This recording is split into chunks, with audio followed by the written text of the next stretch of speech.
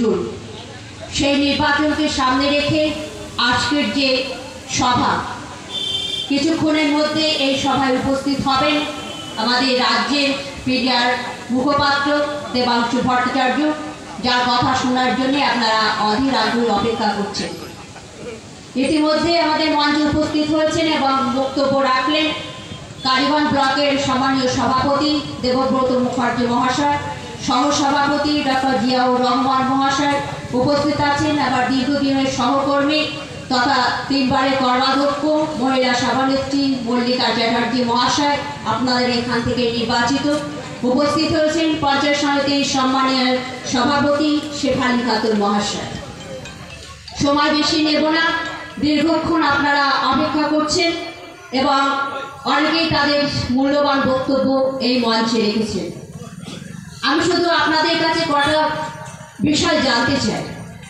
আপনারা নিশ্চয়ই ভাববেন বা মনে করবেন যে কেন তৃণমূল কংগ্রেসকে আমরা ভোট দেব।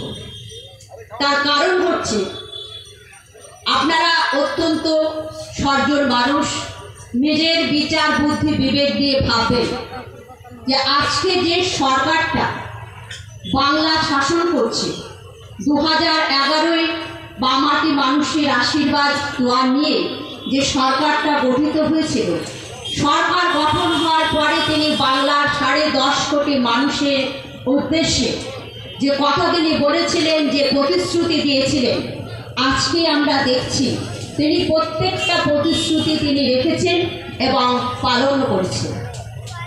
পাশাপাশি যদি আমরা দেখি আর একটা রাজনৈতিক দল 2014 সালে ভারতবর্ষের মসনদে বসেছিলেন, সেই দলটা, সেই সরকারটা ক্ষমতায় এসে ভারতবর্ষের 135 কোটি মানুষের কাছেও তিনি প্রতিজ্ঞাবদ্ধ হয়েছিলেন।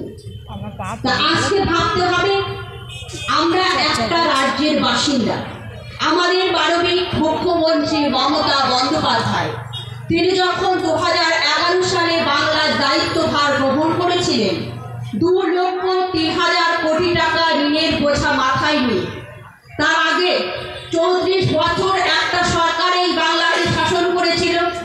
সেই সরকারকে, সেই জগদ্দল পাথরকে মমতা বন্দ্যোপাধ্যায় ক্ষমতায় এসে তিনি সরিয়েছিলেন। সেই সময় বাংলার অনুন্নয়ন, বাংলার অবক্ষয়, বাংলার কৃষ্টি সংস্কৃতি যে দলটা নষ্ট করেছিলেন, আজকে যে দলটা ভারতবর্ষ পরিচালনা করছে, শুধু বাংলা নয়, সারা ভারতবর্ষের মানুষের সাথে তিনি প্রতারণা করেছেন।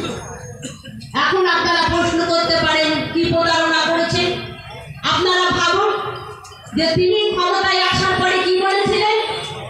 বলেছিলেন আমি 2 কোটি মানুষের কর্মসংস্থান দেব, বলেছিলেন বিদেশ থেকে কালো ধন ফিরিয়ে এনে প্রত্যেকের ব্যাংক অ্যাকাউন্টে 15 লক্ষ টাকা করে পৌঁছে দেব, বলেছিলেন সন্ত্রাসমুক্ত এই ভারতবর্ষ আপনাদেরকে উপহার দেব।